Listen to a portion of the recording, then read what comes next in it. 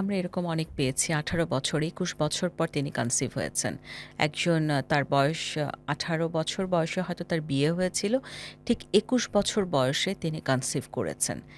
আমরা এরকম অনেককে পেয়েছি যে উনি হয়তো ১০-১২ বছর ধরে চেষ্টা করছেন ন্যাচারালি। ১০-১২ বছর ধরে উনি কোনো চিকিৎসক দেখাননি। আপনি যদি চিন্তা করেন যে এখনকার আমরা বলি যে সবকিছু এগিয়ে গেছে। বাট কিন্তু এখনো আমরা গ্রাম প্রত্যন্ত অঞ্চল কিংবা ঢাকার বাইরে বা অনেক কনজারভেটিভ ফ্যামিলিকে দেখি ১০, ১২, ১৫ বছর পার হয়ে গেছে। তাদের কনসিভ হয়নি কিন্তু তারা কোনো চিকিৎসক দেখাননি। তারা কেউ হয়তো গিয়েছেন হচ্ছে কোনো দরবেশের কাছে কিংবা কোনো ওঝার কাছে কিংবা তারা হয়তো কোনো আধ্যাত্মিক চিকিৎসা নিয়েছেন কিংবা তাবিজে দেখা গেল তার শরীরই ভরপুর। এরকমও এখনকার মডার্ন সিভিলাইজেশন এর যুগে আমরা পেয়েছি।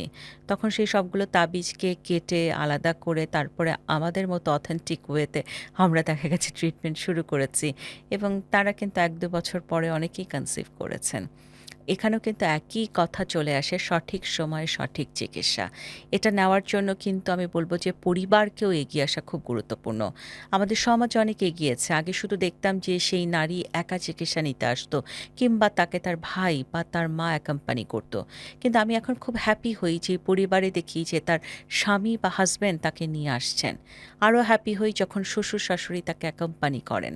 তারা বোঝার চেষ্টা করেন, তারা মেয়েটাকে সাপোর্ট দেওয়ার চেষ্টা করেন। এই জায়গাগুলো কিন্তু আমাদেরকে অনেক বেশি এনকারেজ করে ফার্টিলিটি স্পেশালিস্টদের। নাহলে আগে এমন একটা সময় ছিল যে সেই নারীরই শুধু চিকিৎসা আমরা দিতে পারছি না। তিনি হয়তো গোপনে পরিবারকে না জানিয়ে চিকিৎসা নিচ্ছেন বা তার সমস্যাটা কি সেটি জানাচ্ছেন না। কিন্তু এখন সময় অনেক পাল্টে গেছে। আমার কাছে এমনও ভালো লাগে যে কথাগুলো শুনলে হয়তো অনেক পেশেন্ট এনকারেজ হবেন যে হাসব্যান্ড তার প্রবলেমটা দেখার পর সে নিজেই আমাদের কাছে একা চলে আসেন।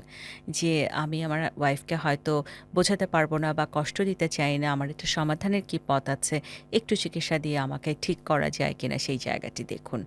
অতএব ইনফার্টিলিটির জায়গায় আমরা এগ, ওভাম, স্পার্ম অনেক কঠিন কথা বলি।